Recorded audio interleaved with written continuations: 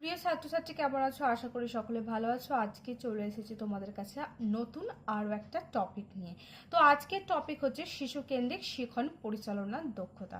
তো দেখো, এখানে আমি তিনটে রয়ে ভাগ করে নিয়েছি। প্রথমে দিয়েছি শিক্ষণ সংস্থার নাম, যে যার কলেজের নাম দিও। শ্রেণী দ্বিতীয়, শিক্ষার্থীর সংখ্যা 10 জন, সময় 5 মিনিট। শিক্ষার্থী শিক্ষকের বা শিক্ষিকার নাম, যে যার নাম দেবে।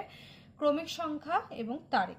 আচরণাঙ্গ সমূহ, শিক্ষার্থীর সক্রিয় অংশগ্রহণ। দ্বিতীয়ত, ধারাবাহিকতা বজায় রেখে মত প্রকাশ। তৃতীয় হচ্ছে শিক্ষার্থীর মধ্যে পারস্পরিক মত প্রকাশ। এবং চতুর্থ হচ্ছে শিক্ষার্থীর দ্বারা সিদ্ধান্ত গ্রহণ। এরপর দেখো, এখানে রয়েছে বিষয়। বিষয় হচ্ছে আমার বই বাংলা। একক হচ্ছে 12 মেশে, ব্যাকেটে দিয়েছি লেখকের নাম সুভাষ মুখোপাধ্যায়।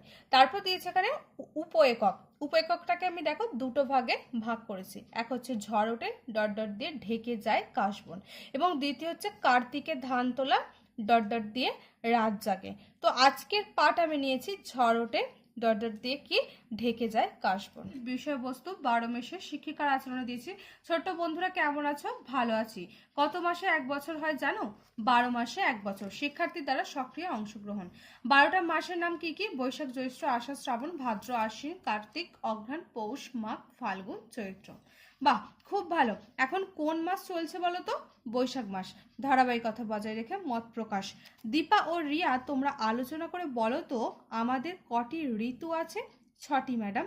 শিক্ষার্থীর মধ্যে পারস্পরিক মত প্রকাশ। এরপর দেখো বলছে এখন তাহলে কোন ঋতু চলছে? গ্রীষ্ম ঋতু।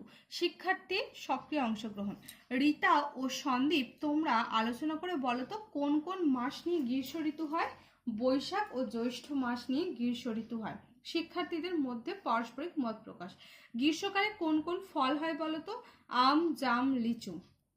কোন মাসে আম পাকে? জ্যৈষ্ঠ মাসে। ধারাবাহিকতা বজায় রেখে মত প্রকাশ। গ্রীষ্মকাল সম্পর্কে 2-3টি বাক্য বলো তো। এক হচ্ছে বৈশাখ জ্যৈষ্ঠ মাস নিয়ে গ্রীষ্মকাল হয়। গ্রীষ্মকালে আম, জাম, লিচু হয়। গ্রীষ্মকালে প্রচন্ড গরম থাকে।